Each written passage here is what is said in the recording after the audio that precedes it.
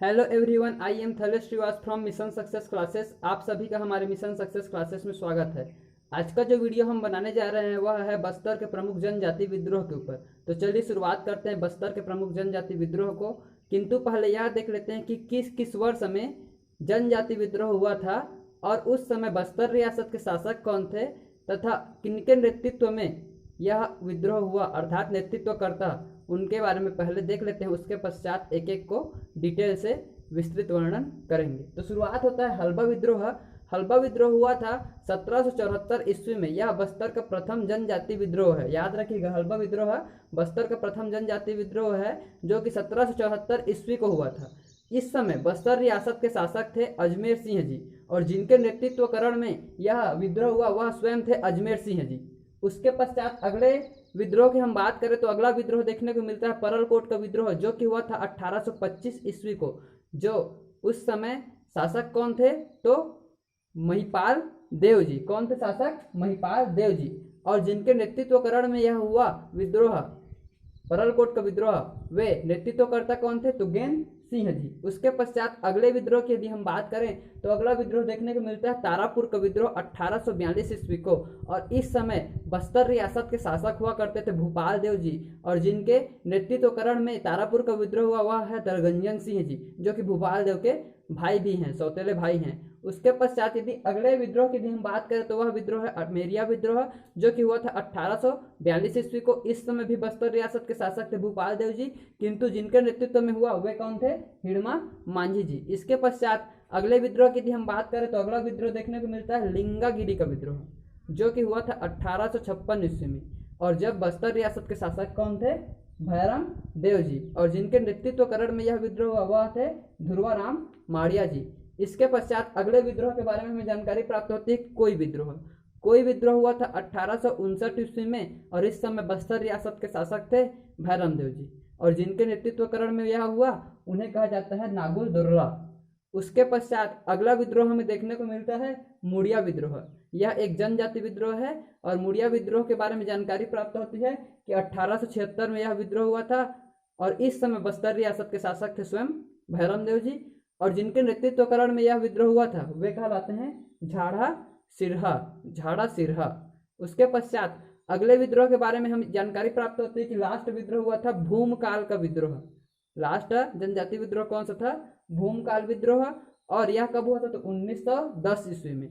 और इस समय बस्तर रियासत के शासक कौन थे? तो शासक थे रुद्र प्रताप देव जी और किनके नेतृत्वकरण में यह हुआ? तो गुंडाधुर के नेतृत्वकरण में यह विद्रोह हुआ था। अब चलिए देखते हैं एक एक को विस्तृत वर्णन। तो पहला विद्रोह हमारे पास देखने को मिला था हल्बा विद्रोह, जो कब हुआ था? 1774 ईस्वी में। पहले इसी से शुरुआत करते हैं। पहले विद्रोह के बारे में हम बात करें हल्बा विद्रोह के बारे में तो इसके बारे में मैं आपको पहले ही जानकारी दे चुका हूं। जब हम चालुक्य वंश के शासक अजमेर सिंह की कहानी पढ़ रहे थे उस समय मैं बताया था कि अजमेर सिंह और दरियादेव के बीच में उत्तराधिकार को लेकर संघर्ष होता है। फलस्वरूप क्या होता है कि दरियादेव और अजमेर सिंह की जब भीषण युद्ध होता है उसमें दरियादेव क्या करते हैं कि अंग्रेजों को, मराठों को और अपने शत्रु शासक कौन? जयपुर नरेश को, तीनों को आपस में लेकर आते हैं, उनसे हाथ मिलाते हैं और कहते हैं कि आप तीनों मेरी मदद करो और मैं अजमेर सिंह से युद्ध करूंगा। फिर बस्तर रियासत को मैं अपने अधीन लेकर आपके अधीन क्या करूंगा? राज सिंहासन चलाऊंगा।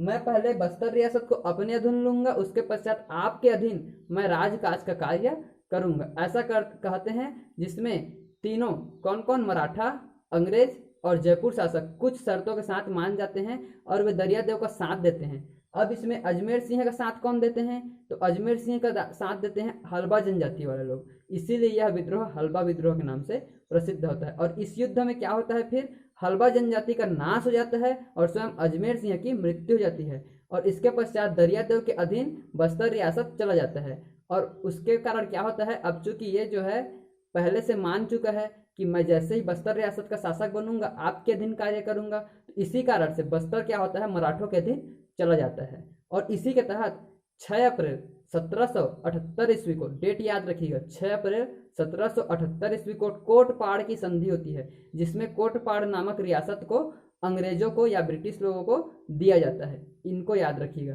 ठीक है। हल्बा विद्रोह के बारे में यही जानकारी प्राप्त होती है कि छत्तीसगढ़ का यह प्रथम जनजाति विद्रोह है। कारण क्या हुआ, तो उत्तराधिकार संघर्ष के कारण यह विद्रोह हुआ था। घटना क्या घटी थी उस समय, तो हल्बा जनजाति का भीषण रक्तपात हुआ था और अजमेर सिंह की मृत्यु हुई थी। और इसके अलावा परिणाम प्राप्त होता है कि यह बस्तर जो क्षेत्र है अब यह मराठों के अधीन चला जाता है और कोटपाड़ की संधि होती है 6 अप्रैल 1778 ईस्वी को। यह है हल्बा जनजाति के बारे में हल्बा विद्रोह का प्रमुख घटना। उसके पश्चात अगले विद्रोह की यदि हम बात करें तो अगला विद्रोह हमें प्राप्त होता है परलकोट का विद्रोह, जो कब हुआ था 1825 ईस्वी में। उस समय शासक कौन थे, तो महिपाल देव, और उस समय के नेतृत्वकर्ता कौन थे, तो गेंद सिंह। अब इनके बारे में देखते हैं। तो परलकोट का जो विद्रोह हुआ था उसका उद्देश्य था अबुझमाड़ियों को शोषण मुक्त करना। उद्देश्य क्या था, अबुझमाड़ियों को शोषण मुक्त करना। किस विद्रोह का उद्देश्य था, तो परलकोट विद्रोह का, जो कब हुआ 1825 ईस्वी में। नेतृत्वकर्ता कौन थे, गेंद सिंह। अब घटना क्या हुई इस समय की, तो मराठा एवं अंग्रेजों के चेहरे पर खाद्य जो गोबर रहता था उसको लगा देते थे। कौन लगाते थे, ये आदिवासी लोग जो विद्रोह किए थे परलकोट का। जब उनके पास मराठे या फिर अंग्रेज शासक जाते थे तो उनके चेहरों पर ये गोबर खाद्य लगा दिया करते थे। और इस समय का परलकोट विद्रोह का प्रतीक चिन्ह क्या था, तो धावड़ा वृक्ष की टहनी इस परलकोट विद्रोह का प्रतीक चिन्ह था। प्रतीक चिन्ह याद रखिएगा, धावड़ा वृक्ष की टहनी। कौन से विद्रोह की, तो परलकोट विद्रोह की। फिर हुआ क्या परिणाम, इसके बाद में छत्तीसगढ़ अधीक्षक, जो छत्तीसगढ़ हमारे संभाग के ब्रिटिश अधीक्षक थे उस समय, कौन थे, मिस्टर एगेन्यू। उन्होंने क्या किया, आदेश दिया और एक सैन्य टुकड़ी परलकोट भेज दी। वहां से फिर गेंद सिंह को गिरफ्तार कर लिया गया और डेट याद रखिएगा 20 जनवरी 1825 को। कब, 20 जनवरी 1825 को फिर क्या किया गया, गेंद सिंह को फांसी दे दी गई। क्या किया गया, गेंद सिंह को फांसी दे दी गई। इस प्रकार से बस्तर का प्रथम शहीद कौन कहलाता है, तो बस्तर का प्रथम शहीद कहलाता है गेंद सिंह। याद रखिएगा, गेंद सिंह को क्या कहते हैं, बस्तर का प्रथम शहीद।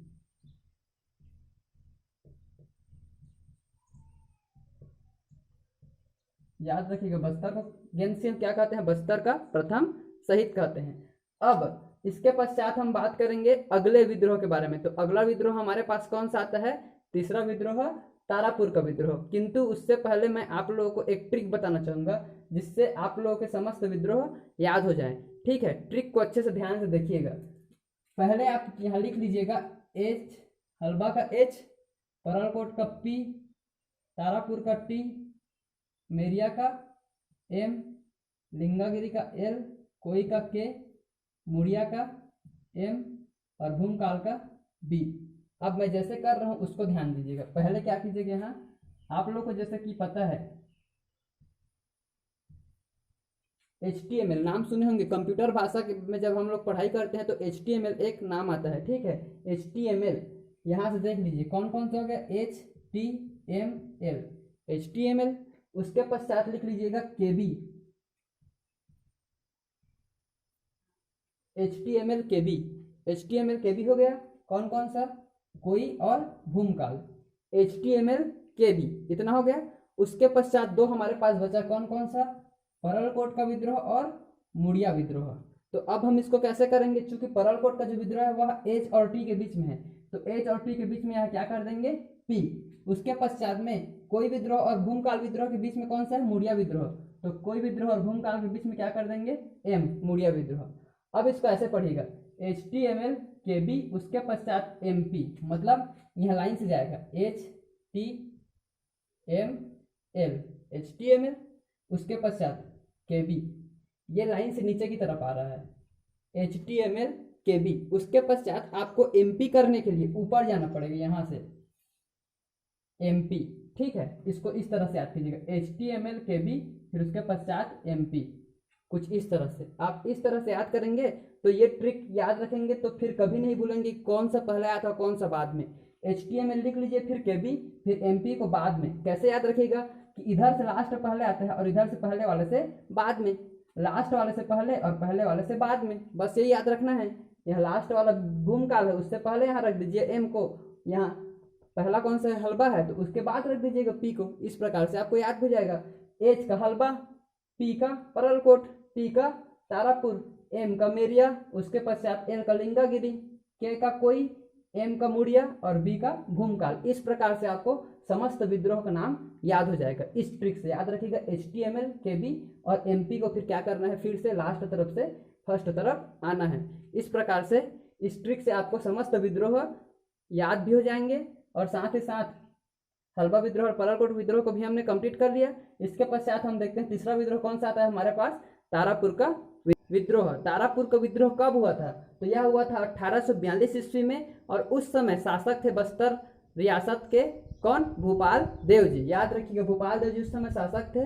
और इस तारापुर के विद्रोह का नेतृत्व करता कौन थे, तो कौन थे, दलगंजन सिंह, जो कि इनके सौतेले भाई थे। अब हुआ क्या था उस समय, उसको भी बता देता हूँ घटना। ये मैं पहले बता चुका हूँ घटना को, लेकिन एक बात और फिर से बता देता हूँ कि मराठे लोग क्या करते हैं, करों में बढ़ोतरी के लिए इन पर प्रेशर डालते हैं भूपाल देव पर। भूपाल देव उस समय बस्तर रियासत के शासक होते हैं, तो उनको कहते हैं, उन पर प्रेशर डालते हैं, दबाव डालते हैं कि आप अपने क्षेत्र के करों में वृद्धि कीजिए, टकोली में वृद्धि कीजिए। तो ये क्या करते हैं कि अपने एक क्षेत्र के परगना जो होता है, कौन सा परगना, तारापुर परगना, और उस परगने का प्रमुख कौन होता है, तो अपने भाई दलगंजन सिंह को ये क्या करते हैं, प्रमुख बनाए रहते हैं। तो उनको कहते हैं कि तुम अपने परगने में करों में बढ़ोतरी करो ताकि हम अपने टकोली में बढ़ोतरी करके मराठों को दे सकें।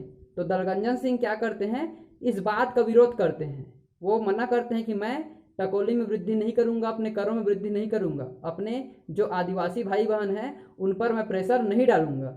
इसी कारण से यह विद्रोह होता है, जिसमें साथ कौन देते हैं, तो इसमें साथ देते हैं आदिवासी समूह के लोग। अब तारापुर विद्रोह के बारे में पता चलता है कि कारण, किस कारण से तारापुर विद्रोह हुआ था, तो करों में बढ़ोतरी के कारण। और परिणाम क्या होता है फिर इसमें, प्रथम सफल विद्रोह। यह छत्तीसगढ़ का प्रथम सफल विद्रोह होता है। मतलब ये जो दलगंजन सिंह जो इसमें क्या करते हैं, विरोध करते हैं, बाद में वह विरोध को फिर मान लिया जाता है और इस प्रकार से ये दलगंजन सिंह इसमें सफल हो जाते हैं। इसीलिए यह बस्तर रियासत का जो जनजाति विद्रोह हुआ है उसमें यह प्रथम सफल विद्रोह कहलाता है।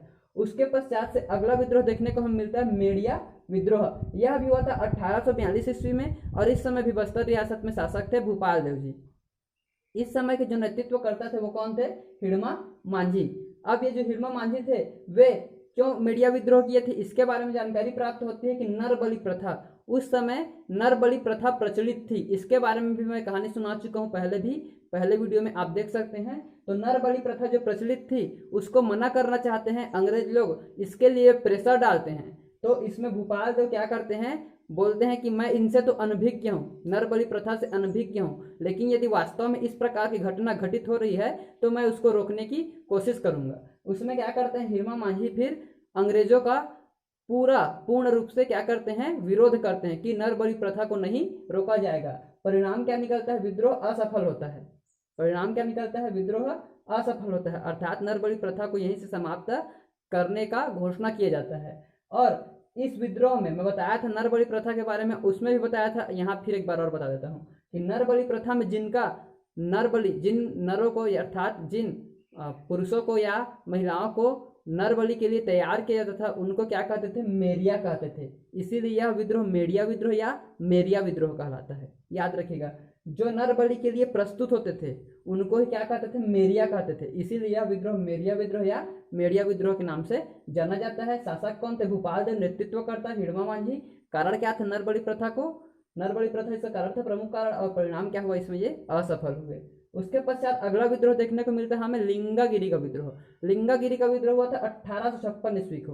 1856 ईस्वी में जब लिंगागिरी का विद्रोह हुआ तो इसे बस्तर का महान मुक्ति संग्राम कहा गया। क्या कहा गया है उस समय का, बस्तर का महान मुक्ति संग्राम की उपाधि दी गई है इस विद्रोह को। अब हुआ क्या था इस समय बताता हूँ। 1854 में जब डलहौजी आए तो उन्होंने अपनी हड़प नीति चलाई, जिसके तहत वे कई राज्यों को क्या करते थे, हड़प किया करते थे। तो इस नीति के तहत इन्होंने क्या किया, बस्तर में ब्रिटिश का शासन आया जिसका विरोध ध्रुवाराम माड़िया ने किया। डलहौजी की हड़प नीति के तहत बस्तर में क्या किया गया, अंग्रेजों का आगमन कराया गया और इसका विरोध किसने किया, ध्रुवाराम माड़िया ने किया। किंतु अंग्रेज की एक सैन्य टुकड़ी वहां गई, कहाँ गई, बस्तर चली गई। अब इसका विरोध किन्होंने किया, ध्रुवाराम माड़िया ने किया कि ब्रिटिश शासकों को हम यहाँ नहीं आने देंगे, यहाँ किसी भी प्रकार का हड़प नीति नहीं लाने देंगे। ध्रुवाराम माड़िया ने इसका विद्रोह किया। तो इसमें क्या हुआ था कि ब्रिटिश शासकों की एक सेना बस्तर चली गई और वहां के आदिवासियों के साथ युद्ध किया। चूंकि उनकी जो सेना थी वह बड़े रूप में थी, इसलिए आदिवासी सेना क्या हो गए, पराजित हो गए। फलस्वरूप यह परिणाम क्या रहा, इस विद्रोह का परिणाम असफल रहा, इसको भी याद रखिएगा। और इसके कारण क्या हो गया, चूंकि ध्रुवराम माड़िया ने इसमें विद्रोह के लिए नेतृत्वकर्ता का भूमिका निभाया था, नेता का भूमिका निभाया था, इसीलिए अंग्रेजों ने इन्हें पकड़कर फांसी दे दी थी। फांसी देने के कारण फिर ये क्या हो गया, बस्तर के द्वितीय शहीद कहलाए। बस्तर के प्रथम शहीद कौन है, अभी जस्ट ऊपर में बताया गेंद सिंह, और द्वितीय शहीद कौन है, तो हमारे द्वितीय शहीद है ध्रुवराम माड़िया। इस छठवां देखने को मिलता है हमें कोई विद्रोह। कोई विद्रोह कब होता है, तो 1859 ईस्वी में। ये पहले हमने सारणी में देख लिया था। और इस समय शासक कौन होते हैं, तो भैरम देव जी।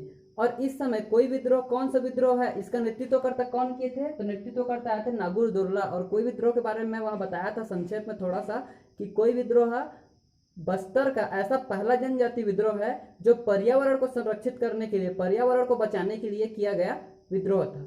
इसमें इन लोग सफल भी हुए थे। नीचे देखते हैं इसके बारे में कि कोई विद्रोह करने का कारण क्या था, तो गलत वन नीति का चलना, साल वृक्षों की कटाई, यह इसका प्रमुख कारण था, जिसके कारण इनका दमनकर्ता के रूप में यहाँ कौन उभर कर आया, तो कैप्टन सी क्लास फर्ड। अंग्रेज अधिकारी आए एक, जिनका नाम था कैप्टन सी क्लास फर्ड। इन्होंने क्या किया, इन्होंने कहा कि आपकी जो मांगे हैं वो एकदम सत्य है, आप जो बोल रहे हैं वह सही है, हमें वृक्षों की कटाई नहीं करनी चाहिए। इसीलिए फिर दमनकर्ता के रूप में यहाँ उभर कर आए कैप्टन सी क्लास फर्ड। और इन्होंने कोई विद्रोह, कोई जनजाति के जो व्यक्ति थे उनका जो विद्रोह था उनको इन्होंने सफल पूर्वक माना और इस विद्रोह को सफलता का प्रमाण दिया। इस प्रकार से यह विद्रोह सफल हो गया, इनकी सभी मांगे पूरी की गई। उसके पश्चात इन्होंने नारा भी दिया था। उस समय यह जानकारी प्राप्त होती है कि एक वृक्ष एक सर के समान, अर्थात यदि आपको एक वृक्ष चाहिए तो आप हमारा एक सर, एक गर्दन उड़ा दो, उसके पश्चात आप एक वृक्ष काट सकते हो। इस प्रकार की जानकारी प्राप्त होती है कोई विद्रोह से। अब इस विद्रोह को कोई विद्रोह नाम क्यों दिया गया, इसके बारे में जानकारी प्राप्त होती है कि जो आदिवासी समूह थे उस समय के, जिसको आज हम लोग दंडामी माड़िया के नाम से जानते हैं, उन्हें उस समय कोई के नाम से जाना जाता है, इसीलिए यह विद्रोह कोई विद्रोह कहलाता था। इसके पश्चात अगले विद्रोह की जानकारी प्राप्त होती है मुड़िया विद्रोह, जो कि हुआ था 1876 ईस्वी को। और इस समय भी शासक कौन थे, तो भैरम देव थे। परंतु इस समय नेतृत्वकर्ता कौन थे, तो झाड़ा सिरहा थे। कारण क्या था विद्रोह का, तो यह जानकारी प्राप्त होती है करों में बढ़ोतरी, जो टैक्स हैं, कर हैं, उसमें बढ़ोतरी करने के कारण। दूसरा, आदिवासियों का शोषण होने के कारण, लगातार आदिवासियों के शोषण हो रहा था, फलस्वरूप इस विद्रोह को किया गया। तीसरा, गोपीनाथ को दीवान पद में बनाए रखने के कारण, जो गोपीनाथ थे वहां के, उनको दीवान पद में बनाए रखने के कारण यह विद्रोह किया गया। इस प्रकार से इन तीनों कारणों से यह विद्रोह किया गया था। और जब गोपीनाथ को पद से नहीं हटाया गया, इस विद्रोह के करने के पश्चात भी गोपीनाथ को जब पद से नहीं हटाया गया, तब 2 मार्च को इन आदिवासियों ने क्या किया था, पूरे बस्तर में काला दिवस मनाया था। क्या दिवस मनाया था, काला दिवस मनाया था। कब मनाया था, 2 मार्च को। क्यों मनाया था, तो गोपीनाथ को दीवान पद से नहीं हटाने के कारण काला दिवस मनाया था। फिर 8 मार्च को क्या हुआ, मैक जॉर्ज, जो कि बस्तर में ब्रिटिश अधिकारी के रूप में आए थे, उन्होंने क्या किया, इनकी सभी मांगे पूरी की।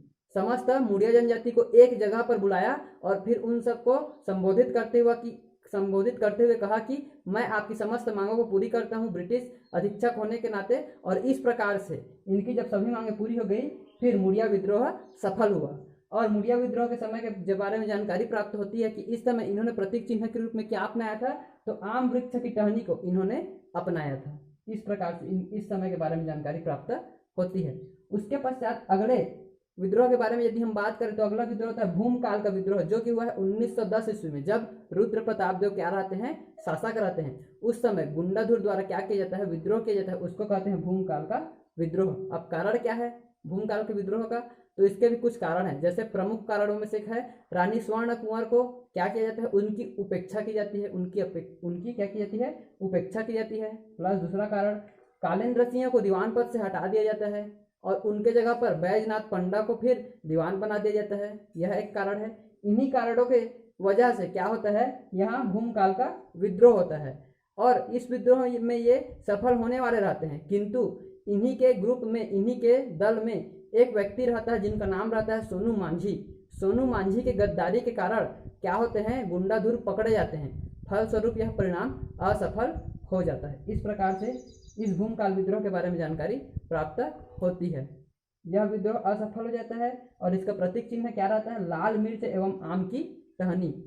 प्रतीक चिन्ह भी याद रखिएगा, लाल मिर्च एवं आम की टहनी। इस प्रकार से प्रमुख जनजाति विद्रोह के बारे में जो जानकारी है वह भी आज समाप्त हो जाती है। इसके पश्चात हम आपके साथ शुरू करने वाले हैं कौन सा अगला वीडियो शुरू जो होगा, उसमें हम बताने वाले हैं बस्तर में किस प्रकार से अंग्रेजों का आगमन हुआ और उसके पश्चात मराठों का आगमन हुआ और फिर उसके पश्चात गांधी युग कैसे आया।